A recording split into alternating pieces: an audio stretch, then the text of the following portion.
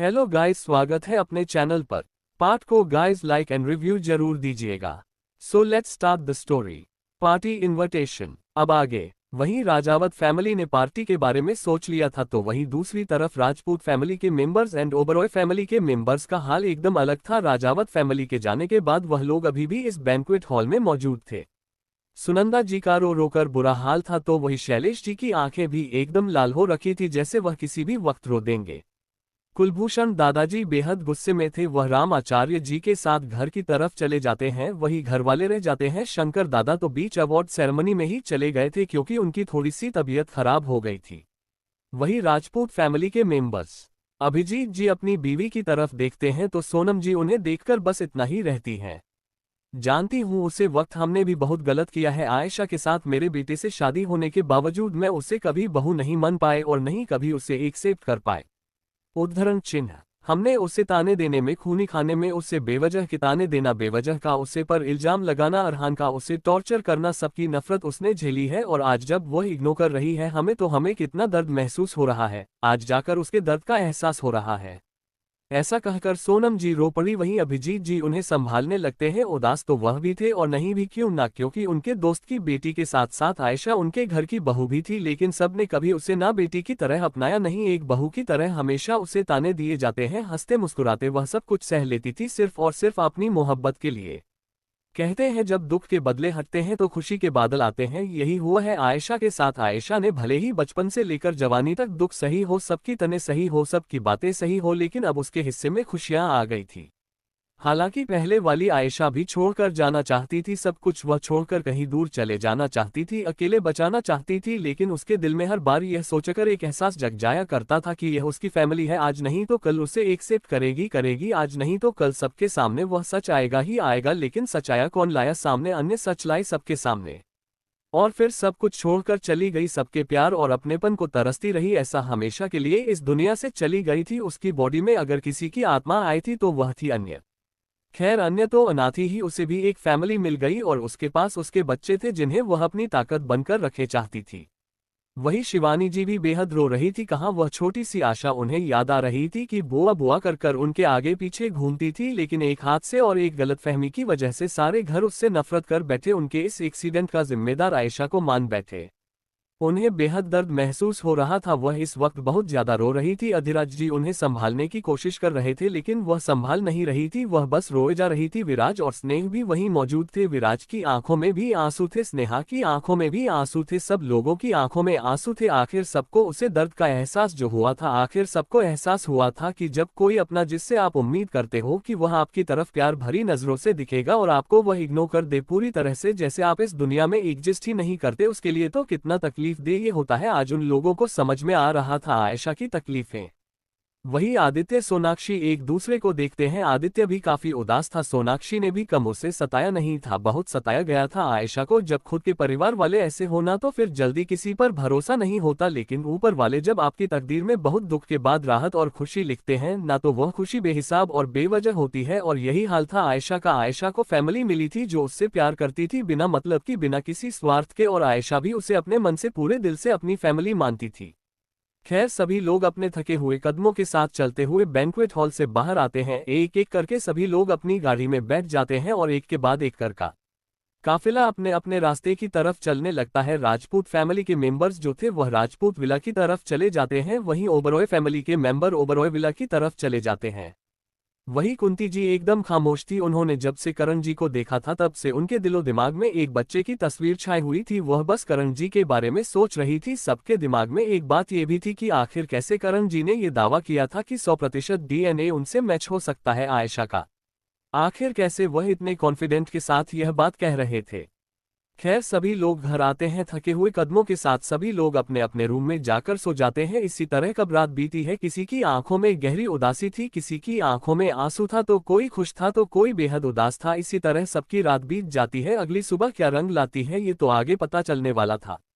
अगली सुबह खैर सभी लोग ओबरॉय फैमिली में अपने डेली रूटीन के हिसाब से उठ चुके थे और डेली रूटीन को फॉलो करते हुए सभी लोग उदास मन के साथ डाइनिंग टेबल पर आते हैं और बिना मन के ब्रेकफास्ट करते हैं। जिनको ऑफिस जाना था वह ऑफिस चले जाते हैं। घर की सभी लेडीज घर में ही मौजूद थी और कुलभूषण जी और कुंती की इस वक्त गार्डन में बैठे हुए थे। कुलभूषण जी काफी नाराज नजर आ रहे थे, कुंती जी खोई हुई सी लग रही थी। वहीं दूसरी तरफ राजपूत विला, यहाँ कभी से हाल था। सब लोग अपने डेली रूटीन को फॉलो करते हुए उठाते हैं। उठने के बाद डेली रूटीन फॉलो करते हुए एक्सरसाइज वगैरह करके सभी लोग फ्रेश और शॉवर लेकर डाइनिंग टेबल पर आते हैं। शंकर जी को अभी तक कुछ भी नहीं पता था, लेकिन सबके उदास चेहरे को देखकर वह इतना जरूर समझ गए थे कि जरूर कुछ न कुछ उनके वापस आ जाने के बाद हुआ है। बहुत फोर्स करने पर अभिजीत जी उन्हें सारा सच बता देते हैं। आयशा की आने की बात सुनकर उनके चेहरे पर मुस्कुराहट आ जाती है और वही अभिजीत जी की सारी बात सुनने के बाद उन्हें गुस्सा भी बहुत आता है और वह सबकी तरफ देखते हुए बेहद तंज भाव में रहते हैं। बहुत अच्छा किया उसने तुम लोगों को इग्नोर करके, तुम लोग इसी लायक हो। मैं हमेशा कहता था तुम लोगों से कि उसे बेवजह के ताने मत दो, बेवजह की उसे तकलीफें मत दो, लेकिन तुम लोगों ने क्या किया, कोई कमी नहीं छोड़ी उसे ताने देने में। और सोनम बहुत तुम तो उसे कभी अपनी बहू के रूप में एक्सेप्ट ही नहीं कर पाए। साधना और शिवानी तो कोमा में थी, लेकिन साधना अगर उसका सपोर्ट करती थी तो तुम साधना को डांट दिया करती थी सिर्फ इसलिए कि वह आयशा का सपोर्ट करती थी, सिर्फ इसलिए कि उसे आयशा से लगाव था, सिर्फ इसलिए आज एहसास हो रहा है तुम लोगों को अपनी गलती का। जब मैं मना किया करता था तब तो तुमको को किसी बात का एहसास नहीं था। सोनम की खामोशी के साथ सर झुकाए हुए उनकी बातें सुन रही थी। सही तो कह रहे थे उनके फादर इन लॉ, क्या गलत कह रहे थे। साधना जी अगर कभी साथ दिया करती थी आयशा का, कभी उसे प्यार से बातें कर लेती थी, प्यार से हाथ फेर देती थी, तो वह कितना गुस्सा करती थी उससे पर। अभिजीत जी भी नागवरी से अपना सर हिला देते हैं। वह भी बहुत समझाया करते थे, सनम जी को बहुत समझाया करते थे, लेकिन कभी सोनम जी ने उनकी बात नहीं सुनी, हमेशा मनमानी करती थी और उनकी वजह से अभिजीत जी को भी हमेशा चुप रहना पड़ता था। अधिराज जी ने कभी आयशा से बात ही नहीं की। उसे हादसे के बाद से, जिस हादसे में उन्होंने शिवानी जी को लगभग हो ही दिया था, वह कोमा में जा चुकी थी, यही वजह थी उन्होंने कभी आयशा से बात नहीं की थी और ना ही कभी उससे कुछ कहते थे। हाँ, घर के बच्चों में भले ही आयशा के लिए उनके दिल में नफरत भरी हुई थी, आदित्य, काशवी, आरव, विराज, प्रियम, सोनाक्षी, आकाश, अर्णव, स्नेहा, किसी ने कोई कम नहीं छोड़ी थी उससे अपनी नफरत दिखने में। खैर शंकर जी यह जानकर काफी खुश थे कि आज ऐसा वापस आ चुकी है और इसी खुशी में वह उसे मिलने के लिए सोच रहे थे और वह नष्ट करने के बाद अपने रूम की तरफ चले जाते हैं। वहां से वह कुलभूषण जी को कॉल लगाते हैं तो कुलभूषण जी से बात करने के बाद उन्हें पता चलता है कि उनकी मुलाकात तो हुई है, लेकिन अभी यह नहीं पता कि वह कहाँ है इस वक्त। खैर सभी लोग ऑफिस में थे कि तभी सभी को राजावत फैमिली की तरफ से कल की पार्टी जो होने वाली थी उसकी इनविटेशन आया हुआ था। ये देखकर किसी के चेहरे पर मुस्कुराहट थी तो किसी के चेहरे पर हैरानी थी। बाकी देखते हैं कल क्या होने वाला है पार्टी में। और हाँ, एक बात तो सच है, कल पार्टी में मफिन और कप केक की मुलाकात होगी Oberoi family and Rajput family से। पुरानी यादें, ए फ्लैट टीके, राजावत विला। सब लोग गहरी नींद में सोए हुए थे। आयशा की आंखों में भी नींद थी, लेकिन वह सो नहीं रही थी, वह जाग रही थी। वह एक नज़र अपने बच्चों को देखते हैं और फिर अच्छे से उन्हें ब्लैंकेट उड़ाकर अपने कदम बालकनी की तरफ बढ़ा देती है। बालकनी की तरफ जाते ही एक ठंडी हवा का झोंका उसके चेहरे को छूकर गुजर जाता है और वह बालकनी में खड़ी होकर एक तक पहले उससे दूर तक अंधेरे को देखते हुए वहीं खड़ी हो जाती है और उसे अंधेरे को देखकर कहती है, आयशा के साथ वाकई कहानी में बहुत बुरा हुआ है। मैंने अपने हिसाब से कहानी बदल तो ली है, लेकिन आगे भी कहानी का क्या अंजाम होगा यह मुझे भी नहीं पता, लेकिन मैं उसे तरह से अपना खुद का अंत नहीं होने दूंगी। जिस तरह से आयशा का अंत हुआ था मैं सब कुछ बदल दूंगी, सारी कहानी बदल दूंगी, सारे प्लॉट बदल दूंगी। ऐसा कहकर वह गहरी सांस लेकर फिर उसे दूर फैले हुए अंधेरे को देखते हुए दोबारा रहती है। मैं उससे टॉक्सिक फैमिली से दूर तो चली गई, लेकिन भगवान जी ने मुझे एक नई फैमिली दी। ये तो अच्छा है कि राजावत फैमिली ने हमेशा से ही आशा को प्यार किया है, बचपन से लेकर आज तक। अगर मैं लंदन नहीं जाती तो वहां मेरी मुलाकात कभी राजावत फैमिली से होती ही नहीं और ना ही मैं कभी इस फैमिली का हिस्सा होती। ऐसा कहकर आयशा कुछ याद करने लगती है। आयशा जब पहली बार हॉस्टल गई थी तो उसका हॉस्टल था राजस्थान में था। राजस्थान में वह अपनी स्टडी करने के लिए गई हुई थी, वहीं के हॉस्टल में रहना था उसे। आयशा की उम्र लगभग उसे वक्त 5 साल की थी। आयशा अपने हॉस्टल में सबसे कम उम्र की लड़की थी जो हॉस्टल में रहने आई थी। 5 साल की बच्ची ने कैसे सरवाइव किया होगा ये सोच सोचकर ही अन्य की हालत खराब हो रही थी। 5 साल की बच्ची अपने माँ बाप के बगैर रह पाती है? आजकल तो लोग बड़े होकर भी अपने माँ बाप के बगैर नहीं रह पाए। माँ बाप के बगैर 5 साल की बच्ची एक हॉस्टल में रही थी। अन्य को ये भी याद आता है कि आयशा जब 5 साल की थी तो वह हॉस्टल में रहकर बहुत बोर हो गई थी। उसे आए हुए लगभग हफ्ता भर हो चुका था हॉस्टल में, लेकिन घर से कोई भी मिलने नहीं आया था। वह बहुत ज्यादा उदास थी, इसलिए वह हॉस्टल के पास वाले ही पार्क में जाकर बैठ जाती है। तभी वहां उसकी मुलाकात कीर्ति और अनुप्रिया जी से होती है, जो यहाँ अंशी को घूमने लाई थी। अंशी उसे वक्त 6 साल की बच्ची थी। अंशी और आयशा में दोस्ती हो जाती है और कीर्ति जी आयशा के बारे में जानती है तो उन्हें बहुत अफसोस होता है। अन्य को याद आता है जब कीर्ति जी ने आयशा को पहली बार गले लगाया था और आयशा उनके गले लगाकर एक माँ की एहसास ने उसे घेर लिया था और वह बहुत रोई थी, इतना रोई थी कि उसने खुद की तबीयत खराब कर ली थी और वह बेहोश हो गई थी। तो कीर्ति जी घबराकर उसे राजावत हवेली लेकर जाती है, जहाँ आयशा की मुलाकात शोभित दादाजी, करण जी, अनिल जी, सुप्रिया से होती है। आयशा को जब हो सकता है तो वह दादाजी को देखकर काफी हैरान हो जाती है, क्योंकि शोभित दादाजी बिल्कुल उसके कुलभूषण दादाजी के जैसे लगते थे। आयशा काफी उदास थी जब राजावत फैमिली में उसके बारे में सुना, तो वह काफी उदास हो गए थे कि कोई इतनी छोटी सी बच्ची को हॉस्टल लेने के लिए कैसे भेज सकता है। लेकिन शोभित दादाजी को आयशा के साथ एक अलग सा खिंचाव महसूस हो रहा था, एक अलग सा लगाव महसूस हो रहा था, जैसे वह उनका ही अंश हो। शोभित दादाजी ने आयशा के बारे में सारी इन्फॉर्मेशन निकलवाई, तो इन्फॉर्मेशन में वह जान गए कि आखिर आयशा कौन है और किसकी बेटी है। शोभित दादाजी ने जब उसे दिन आयशा की सच्चाई के बारे में पता किया तो काफी हैरान हो गई, हैरानी से ज्यादा वह बहुत खुश थे।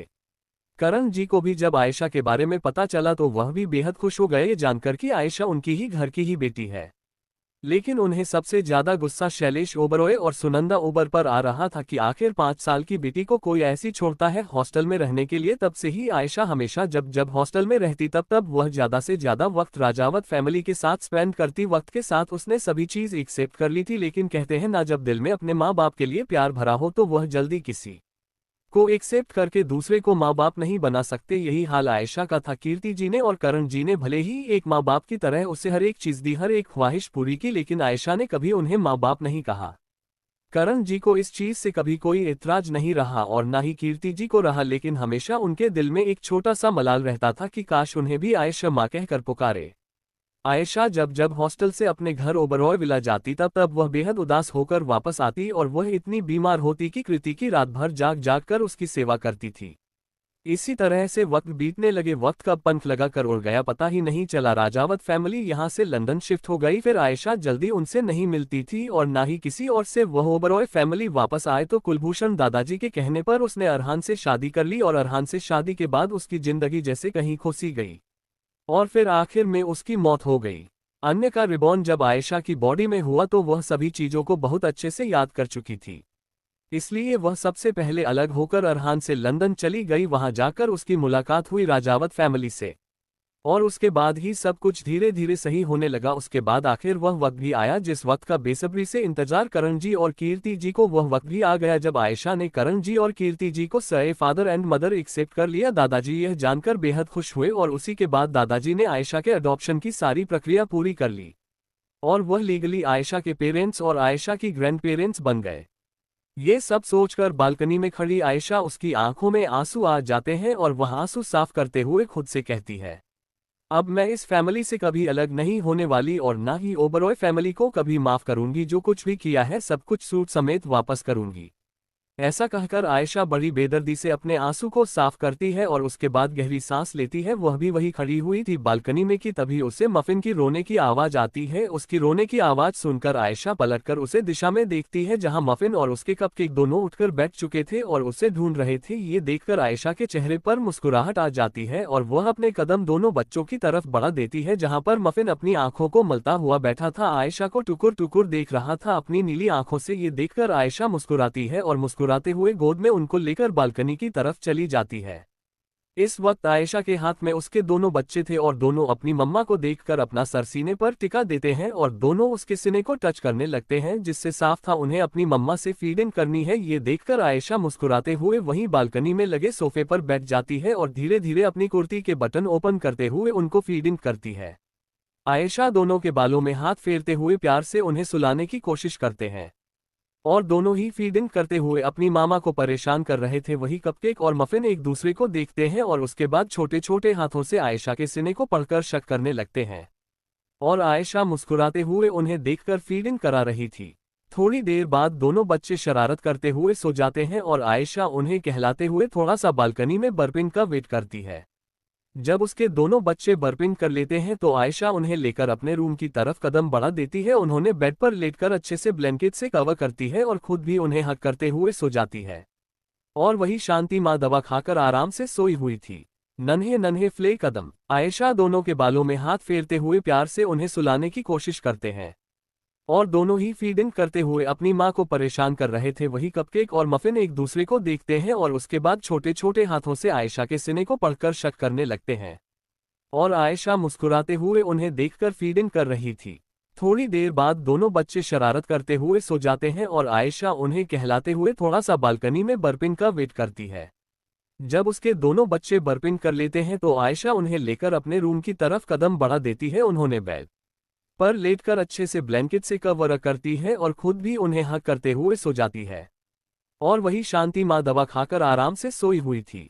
आयशा अपने बच्चों को देखते देखते कब सो जाती है पता ही नहीं चलता। इसी तरह से रात गुजर जाती है। किसी की आंखों में नींद नहीं थी तो किसी की आंखों में उदासी थी, किसी की आंखों में आंसू थे तो कोई चांद की नींद सोया हुआ था और कोई सबकी नींद उड़ाने वाला था। खैर इसी तरह सुबह होती है और सभी लोग राजावत विला में अपने डेली रूटीन को फॉलो करते हुए उठ जाते हैं। आयशा भी अपना डेली रूटीन फॉलो करते हुए उठ जाती है। उसी के साथ उसके बच्चे भी उठ जाते हैं और बच्चों के साथ थोड़ा बहुत टाइम स्पेंड करने के बाद, बच्चों की मालिश करने के बाद, उनको शावर दिलाने के बाद आयशा खुद शावर लेती है। हल्की लाइट ब्लू कलर की शिफॉन साड़ी पहनती है और उसके बाद मफिन और कपकेक को लेकर नीचे आती है जहां सभी लोग आयशा और बच्चों को देखकर मुस्कुराते हैं। तो आयशा भी मुस्कुराकर सबको गुड मॉर्निंग विश करती है और दादाजी के गले लग जाती है। तो दादाजी भी प्यार से उसके सर को चूमते हुए गुड मॉर्निंग विश करते हैं और उसके बाद दोनों बच्चे सभी घर वालों को देखकर खुश हो रहे थे, अपना हाथ पैर दिला रहे थे। आयशा वही लिविंग हॉल में बने बड़े से एरिया में जिसमें कालीन बिछी हुई थी वहां पर बच्चों को बिठा देता है और सर्वेंट को उनके खिलौने लाने को कहती है। तो बच्चे खिलौने देखकर एक्साइटेड होकर आवाज निकालते हुए बहुत अच्छे से उसे खिलौने से खेल रहे थे और धीरे धीरे करके सभी लोग अपनी अपनी जगह जाकर बैठ जाते हैं ब्रेकफास्ट करने के लिए। सारे सर्वेंट कम से कम 4 से 5 सर्वेंट मफिन और कपकेक के पास मौजूद थे, सिर्फ और सिर्फ उनकी देखभाल के लिए। हेयर डाइनिंग टेबल पर सभी लोग आराम से बैठकर थोड़ी बहुत बातें करते हुए, हंसी मजाक करते हुए ब्रेकफास्ट कंप्लीट करते हैं। ब्रेकफास्ट करने के बाद सभी लोग लिविंग हॉल में आ जाते हैं जहां इस वक्त मफिन और कपकेक खिलौनों से खेल रहे थे। लेकिन बच्चों का अगला रिएक्शन देखकर सभी की आंखें हैरानी से बड़ी हो जाती है, क्योंकि दोनों बच्चे इस वक्त खड़े होकर अपने नन्हे नन्हे कदम आगे बढ़ा रहे थे और वही सभी के चेहरे पर मुस्कुराहट थी। और करण जी, अनिल जी बच्चों को देखते हैं, उनकी तरफ अपने कदम बढ़ा देते हैं और ताली बजाते हुए उन्हें अपने करीब आने के लिए कहते हैं। तुम मफिन और कपकेक उन दोनों को देखकर मुस्कुराते हुए अपने नन्हे नन्हे कदम लेकर जाकर उनके गले से लग जाते हैं। तो अनिल जी और करण जी मुस्कुराते हुए दोनों बच्चों को अपने गोद में ले लेते हैं और उनके सर को प्यार से चूमते हुए कहते हैं, हे मेरे बच्चों ने चलना सीख लिया, अब जल्दी से जल्दी बड़े हो ताकि तुम लोगों को अपना हाथ पकड़कर बाहर घुमाऊंगा। करण जी की बात सुनकर सभी लोग मुस्कुरा देते हैं और वही मशीन और कपकेक भी सबको हंसाते हुए देखकर वह दोनों भी हंस देते हैं और ताली बजाते हुए सबको देखने लगते हैं। तो सब एक बार फिर ठहाके मारकर हंसने लगते हैं। राजावत फैमिली में खुशी भरा माहौल था। वही शांति माँ एक जगह खड़ी होकर परिवार की खुशियों को देखते हुए बलाया लेते हुए नजर उतरती है और आयशा कीर्ति जी के गले लग जाती है। तो कृतिजीवियों से अपने गले लगाकर उसके प्यार से माथे पर किस करती है और उसके बाद चेहरे पर हाथ फेरते हुए बहुत खुशी के साथ रहती है। तो हमारी राजकुमारी और राजकुमार नहीं चलना सीख लिया है, अब तुम्हें और भी बेहद ख्याल रखना होगा इन दोनों का, क्योंकि ये दोनों काम शैतान नहीं है, बहुत ज्यादा शैतान है। आयशा कीर्ति जी की बातों का जवाब देते हुए कहती है, माँ मैं ही क्यों, आप सब होना, और वैसे भी आप लोग जानते हो ना कितनी मुश्किल से मैं हैंडल करती हूँ लोगों को, आप सबके बगैर कितना मुश्किल होता।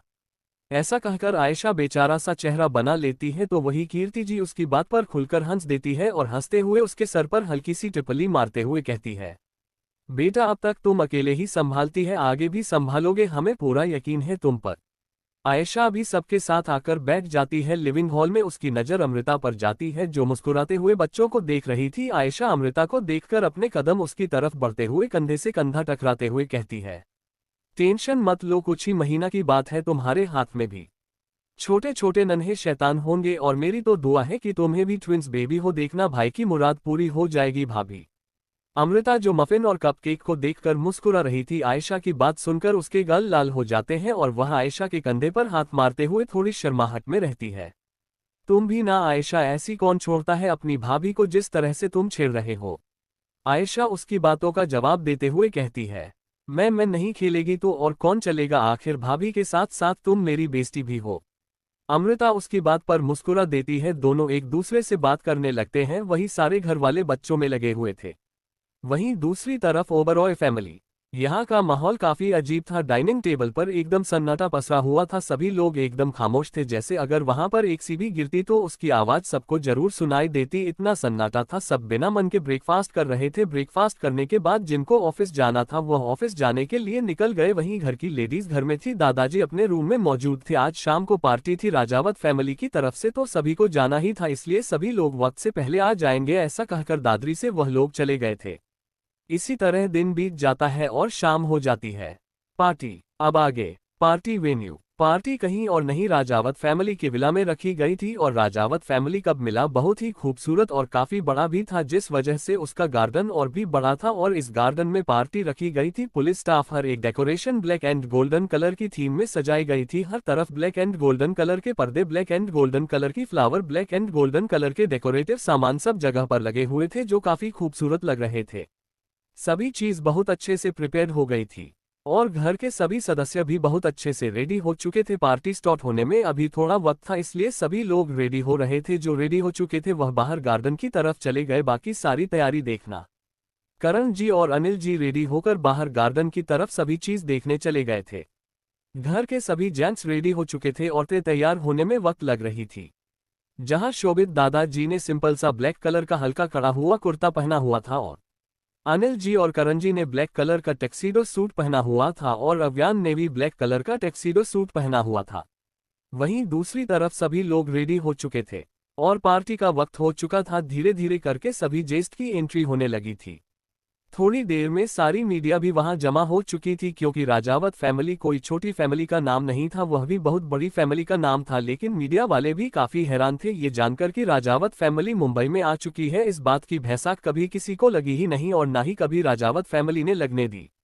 मुंबई के हर एक बिजनेसमैन को सजावट फैमिली की पार्टी गए थे। सारे बिजनेसमैन अपनी फैमिली के साथ उसे पार्टी में शिरकत कर रहे थे और गेस्ट का वेलकम कर रहे थे। अनिल जी और करण जी दोनों भाई हंसते मुस्कुराते हुए सभी का वेलकम कर रहे थे। थोड़ी देर में उनकी बीवी आई, यानी कि कृति जी और अनुष्का जी, जिन्होंने गोल्डन कलर की साड़ी पहनी थी। डिजाइनर और ज्वेलरी भी मिनिमल से पहनी हुई थी, जो कि डायमंड की थी और हाथों में चूड़ियां थी डायमंड की। वह सभी लोग बेहद खूबसूरत लग रहे थे। वह दोनों भी अपने हस्बैंड को आकर ज्वाइन करती है और जो गेस्ट आ रहे थे उनका वेलकम करती है। अव्यान भी अमृत के साथ पार्टी में आ चुका था और वह अमृता को ले जाकर एक जगह बिता रहा था, क्योंकि अमृता 7 से 8 मंथ प्रेग्नेंट थी, तो जाहिर था उसका बैठना ज्यादा देर खड़ी नहीं हो सकती थी। कि तभी वहां एंट्री होती है। एंट्रेंस गेट पर ओबरॉय फैमिली की कार एक के बाद एक आकर रुकती है और उसमें से सबसे पहले कुलभूषण दादाजी और कुंती जी बाहर आते हैं। उनके साथ एक और कार का डोर ओपन होता है, उसमें से प्रथम और साक्षी जी बाहर आते हैं। फिर तीसरी कार का डोर ओपन होता है, शैलेश जी सुनंदा की बाहर आते हैं और अपनी बीवियों का हाथ थाम कर अंदर की तरफ चले जाते हैं।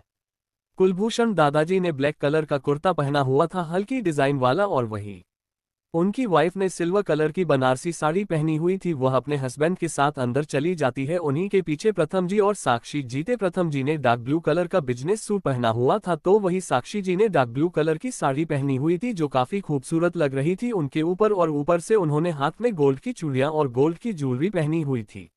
वहीं उसके बाद Shailesh ji dark brown colour के बिजनेस सूट में बाहर आते हैं। उनके साथ ही डार्क ब्राउन कलर की डिजाइनर साड़ी में सुनंदा की आती है बाहर। उनके चेहरे पर हल्की मुस्कुराहट थी, उन्होंने भी हल्की मिनिमल सी डायमंड ज्वेलरी पहनी हुई थी।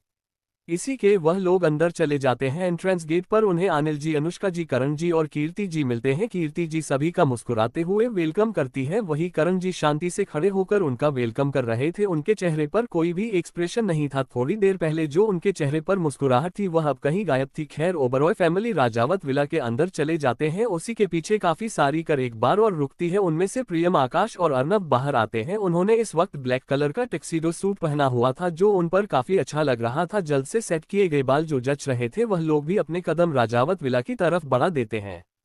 उसके बाद राजपूत फैमिली की एंट्री होती है। सबसे पहले शंकर दादाजी थे और उनके पीछे वालीकर में अभिजीत जी, सोनम जी जिन्होंने ब्लैक कलर की थीम में ड्रेस पहनी हुई थी। जहां ब्लैक कलर की टक्सीडो सूट में अभिजीत जी थे, वहीं ब्लैक कलर की साड़ी में सोनम जी थी। उसके बाद एक और कर रुकती है, उसमें से अभी राम जी और साधना जी बाहर आते हैं और दोनों ने भी डार्क नेवी ब्लू कलर की कॉम्बिनेशन में ड्रेस पहनी हुई थी। जहाँ साधना जी ने साड़ी पहनी हुई थी डार्क कलर की, वही अभी राम जी ने डार्क नेवी ब्लू कलर का बिजनेस सूट पहना हुआ था।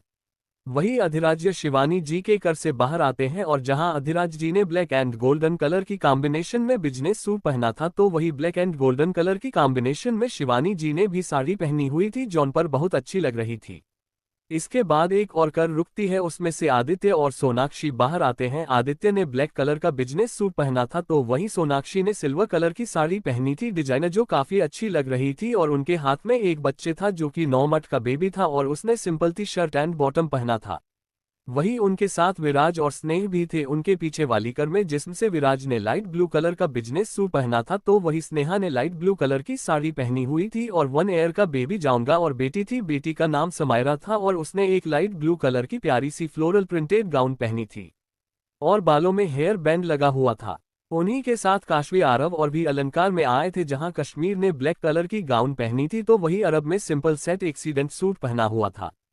सभी लोग अंदर एंट्री करते हैं और उसके बाद राजावत फैमिली के लोग भी अंदर की तरफ चले जाते हैं। वहां जाकर फैमिली और राजपूत फैमिली को एक साथ देखकर गहरी सांस लेते हैं। कारण जी की नजरें इस वक्त कुंती की पर ठहरी हुई थी, वह कुंती जी को एक तक देखे जा रहे थे। कुंती की भी उन्हें देखकर बेचैनी महसूस कर रही थी कि तभी एंट्री होती है राजावत फैमिली की फीमेल हेड यानी कि अनुप्रिया दादी जी की। दादी जी ने सख्त गोल्डन कलर की बनारसी साड़ी पहनी हुई थी और वह अपने कदम गार्डन की तरफ बढ़ती है। वहां जाकर सबको देखती है तो राजपूत फैमिली के दादाजी यानी कि शंकर दादाजी और ओबरॉय फैमिली के दादाजी और दादी जी यानी कि कुलभूषण दादाजी और कुंती दादी जी उनको देखकर हैरान हो जाती है, क्योंकि अनुप्रिया दादी कुंती जी की कॉलेज फ्रेंड थी और शंकर दादाजी कुलभूषण दादाजी की भी दोस्त रह चुकी थी।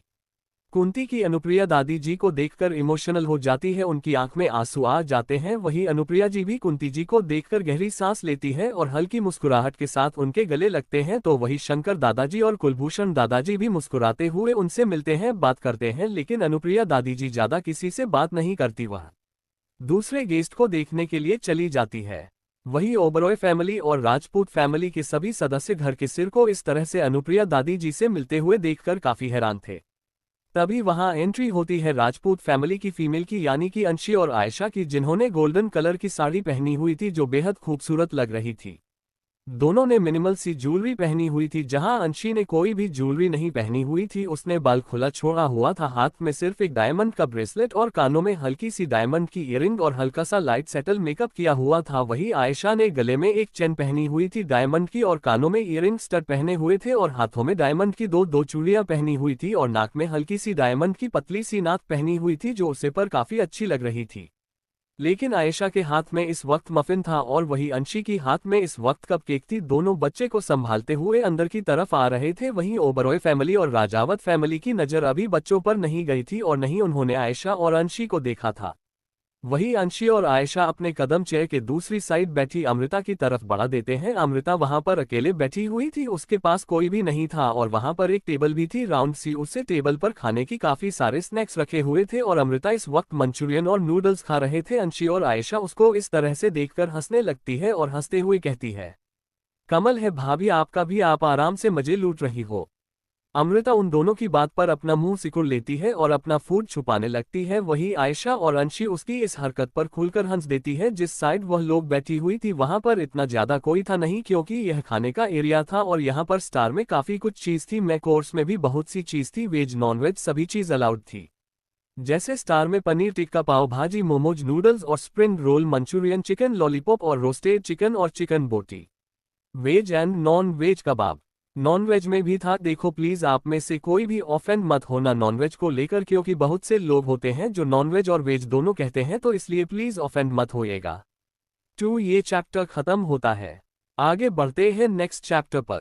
बड़े पापा अब आगे। अमृता सिर्फ वेज खा रही थी क्योंकि उसे वेज ही खाना पसंद था। नॉन वेज के लिए एरिया काफी अलग रखा गया था ताकि वेज और नॉन वेज एक जगह ना रहे, इसलिए क्योंकि कुछ लोग बहुत ऐतराज करते हैं और इसी वजह से वेज को नॉन वेज से काफी दूर रखा गया था। और उसके बाद अंशी और आयशा भी थोड़ा बहुत स्टार टेस्ट करती हैं। मफिन और कपकेक वहीं बैठे हुए थे और अपनी मम्मा को देख रहे थे, मासी को देख रहे थे जो आराम से हर एक चीज अच्छे से खा रही थी।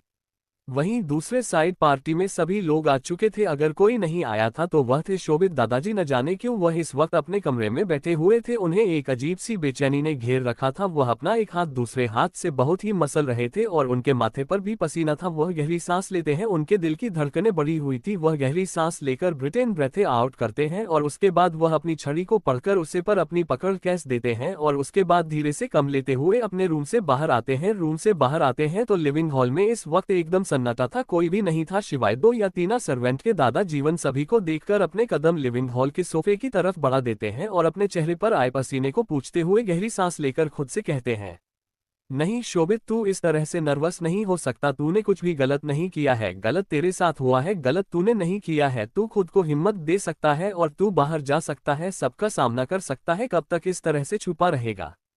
उद्धरण चिन्ह विस्मयादिबोधक चिन्ह। दादाजी ऐसा कहकर अपने कदम धीरे धीरे बढ़ने लगते हैं कि तभी उन्हें एक आवाज आती है। वह उसे दिशा में देखते हैं, वहां पर आयशा थी और आयशा एकदम अकेली थी। वह दादाजी को देखकर मुस्कुराते हुए अपने कदम दादाजी की तरफ बढ़ा देती है और दादाजी भी उसे देखकर अपने चेहरे पर हल्की मुस्कुराहट ले आते हैं और आयशा जाकर उनके गले लग जाती है तो दादाजी भी उसके सर पर प्यार से हाथ फेरते हैं और कहते हैं, प्रिंसेस बच्चे कहाँ है? आयशा उनकी बातों का जवाब देते हुए कहती है, बाहर भाभी और अंशी के पास बैठे हुए हैं दोनों। दादाजी आयशा की बात सुनकर मुस्कुरा देते हैं और आयशा दादाजी की तरफ देखती है, फिर उनका हाथ पकड़कर उन्हें एक नज़र देखकर कहती है, चले। दादाजी गहरी सांस लेकर अपना सर हिला देते हैं।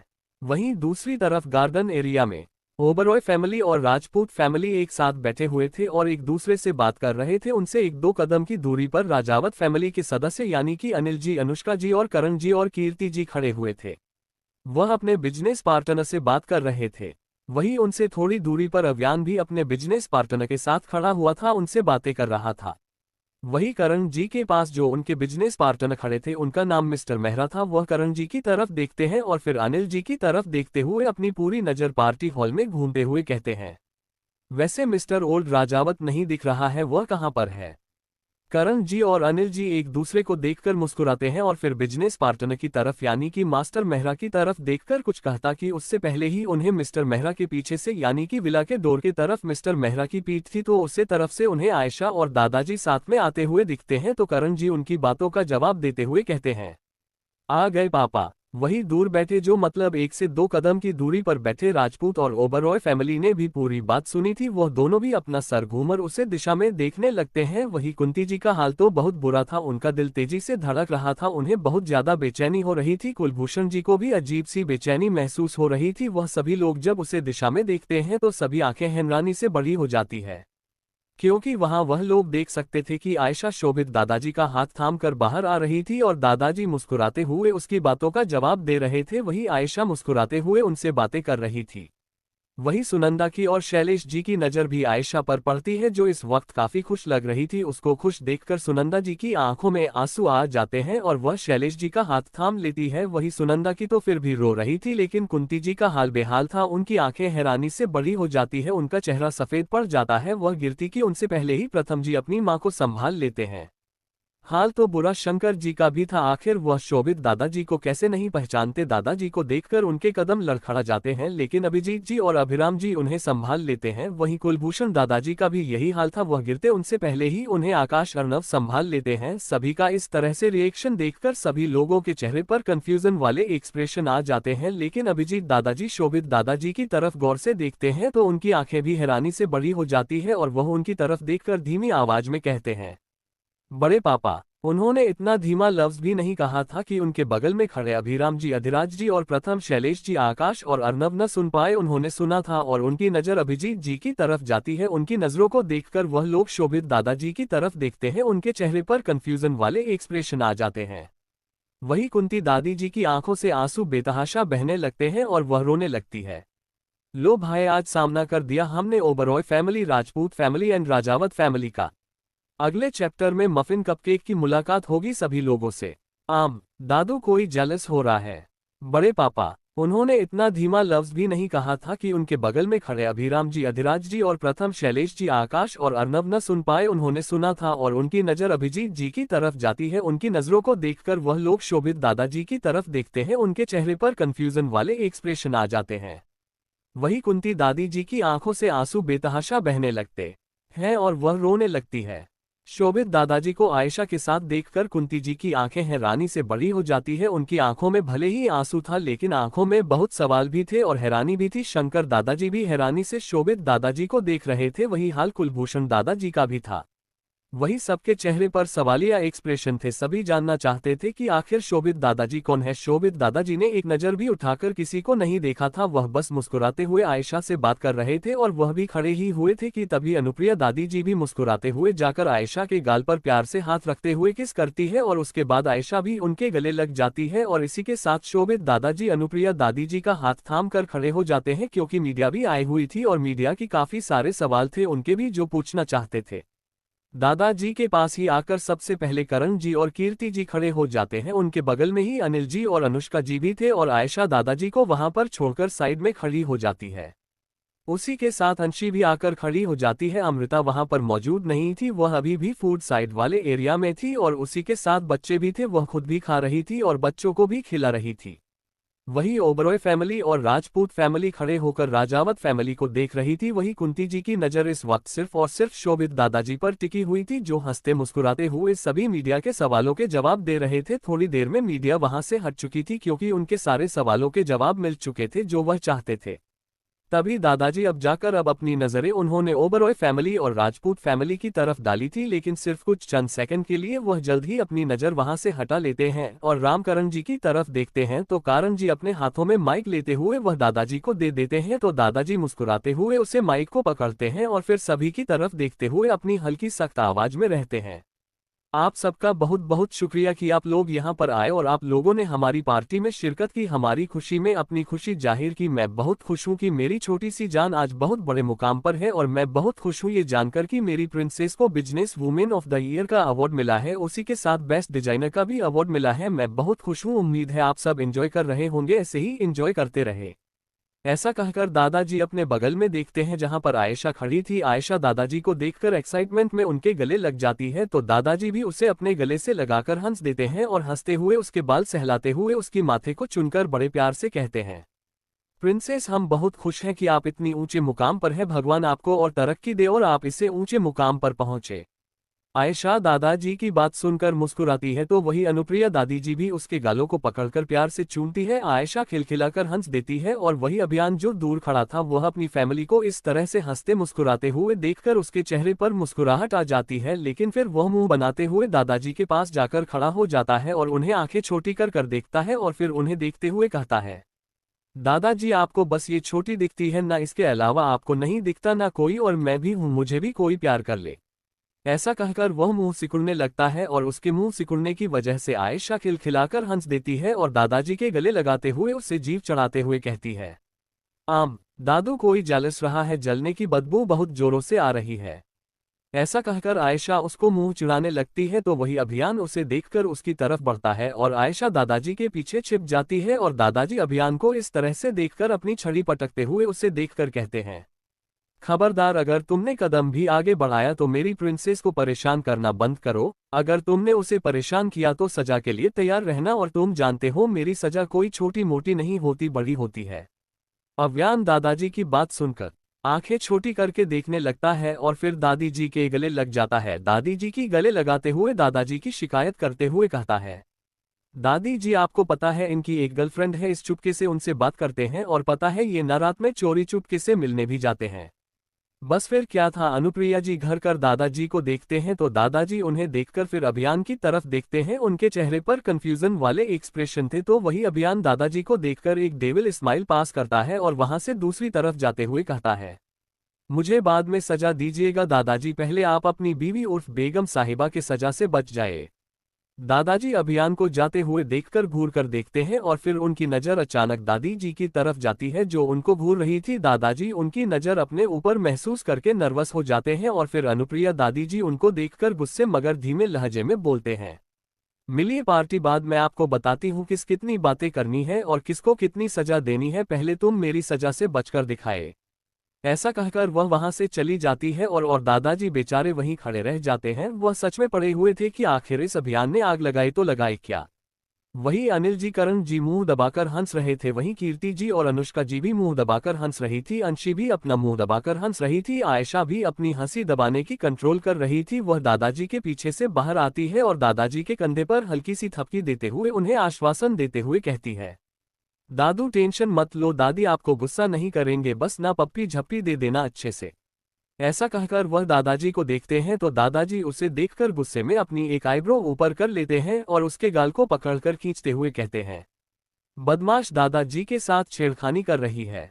आयशा उनका ये हाल देखकर खुलकर हंस देती है, लेकिन इस बात से अनजान कि वहां कुछ देर पहले आए शख्स की नजर उसे पर जमी हुई थी। वह कोई और नहीं अरहान था। अरहान काफी देर पहले ही आ चुका था, वहां पर खड़ा हुआ था। उसके साथ ही उसका असिस्टेंट सात्विक और कृष्णा खड़े थे। कृष्ण उसका हेड बॉडीगार्ड था। अरहान की नज़र इस वक्त आयशा पर जमी हुई थी। दादाजी के अनाउंसमेंट से लेकर अब तक की सारी बात, सारी हरकत उसने देखी थी आयशा की, और आयशा को मुस्कुराते हुए देखकर उसके होठों पर भी हल्की मुस्कुराहट आ जाती है। तो कैसा लगा आज का पार्ट गाइस, कमेंट में जरूर बताइएगा। आज के लिए इतना। हाय दोस्तों, मिलते हैं नेक्स्ट चैप्टर में। Thanks for watching guys, take care, bye.